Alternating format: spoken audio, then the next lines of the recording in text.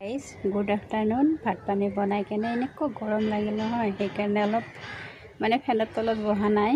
মই এনেকৈ মোৰ পাকঘৰটোৰ কাষতে অলপ ধুনীয়া এটা ছায়া জেগা আছে, তাতে বহি লৈছোঁ। আৰু ইয়াতে ধুনীয়া এটা বতাহ লাগি থাকে, বঢ়িয়া লাগে আৰু বতাহটো। সেইকাৰণে ইয়াতে বহি লৈছোঁ পাকঘৰৰ দৰজাৰ মূৰতে।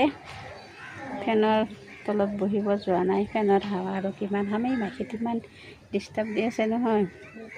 আজিতো ইমান গৰম দিছে, সেইকাৰণে ভাত পানী বনাই লৈ অলপ গৰম লগাৰ কাৰণে এতিয়া এনেকৈ বহি লৈছোঁ। আৰু মোৰ পাকঘৰটোৰ কাষতে এডাল ইমান ধুনীয়া ফুলৰ গছ আছে।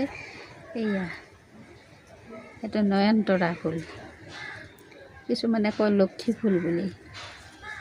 ইমান ধুনীয়াকৈ ফুলি আছে ফুলজোপা, আৰু ইয়াৰে অক্সিজেন খাই আছোঁ।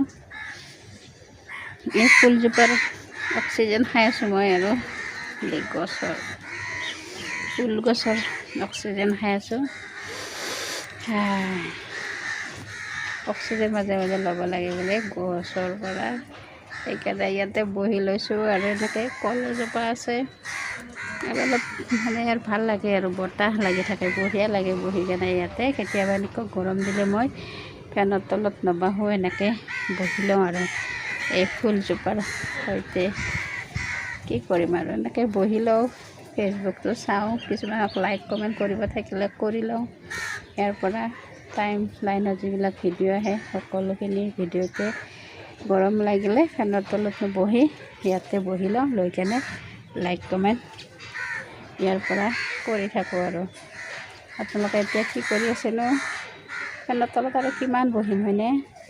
ইমান ফেনৰ হাৱাবিলাক গৰম হৈ যায়, ফেনৰ বতাহো কিবা গৰম গৰম হৈ গৈছে দিনৰ দিনটো ফেন চলি থকাৰ কাৰণে।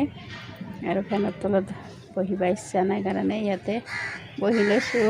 তেনেকৈ ফুলৰ আৰু অক্সিজেন লৈ আছোঁ আৰু এনেকৈ। আৰু ইয়া কাউৰীবিলাকে কি ধুনীয়াকৈ ৰ'দতে বাচাতে ক'ত বহি লৈছে, তাৰতে বহি লৈ চিল্লাই আছে। আৰু আজি আকাশখন চোৱাচোন কেনেকুৱা একদম নীলা নীলা হৈ গৈছে।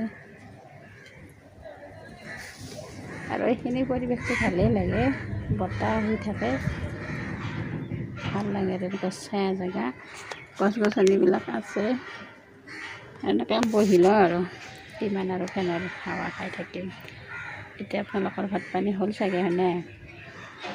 আৰু গৰমত আৰু সোনকালে বনোৱাই যায়, সোনকালে ভাত পানী হৈ গ'লে আৰু এনেকৈ বহি লওঁ এই গছৰ ছাঁত আৰু ফুলজোপাৰ সৈতে এনেকৈ বহি লওঁ।